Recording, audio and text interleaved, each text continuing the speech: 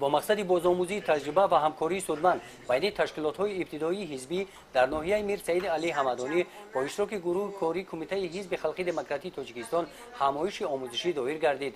در این چهاربینی روبروی تشکیلات‌های ابتدایی اشتراک نمودند. رعنا بابوجانیان جانشین رئیس کمیته حزب خلقی دموکراتیک تاجیکستان باید عملی گشتن برنامه حزب خلقی دموکراتیک تاجیکستان در سمت‌های اقتصادی و اجتماعی و فرهنگی تاجیکستان برآمد نمود. او قید نمود که با شرافت سیاست سازنده و بنیادکارانه تاجیکستان زینه به زینه پیشرفته سطح زندگی ساکنان بالا رفته ایستاده است. امروز با دستگیری حزب خلقی دموکراتیک تاجیکستان برای خوانندگان و جوانان بالالیاقت استیپندیا تأسیس داده شده است. قید کرده شد که برای رشد ساحه ورزش در جمهوری همه شرایط‌های مساعد فراهم آورده شدند.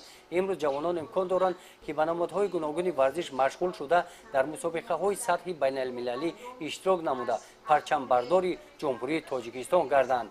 قید کرده شد که امروز وسایل اخباری آمد در خطر تلویزیون، رادیو، مطبوعات همچنین اینترنت و طور وسیع پهن گشته است. در وضعیت مرکب جهان باید هوشیاری سیاسی را از دست ندهیم.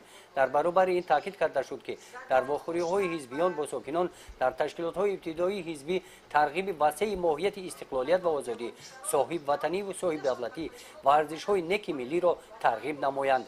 در این روز همین گونه همایش در ناحیه فرخار دایر گردید. گزارش خواجه نظریف خدای نظر ظهورов از ناحیه میر سعید علی حمدانی برای برنامه اطلاعاتی نوید.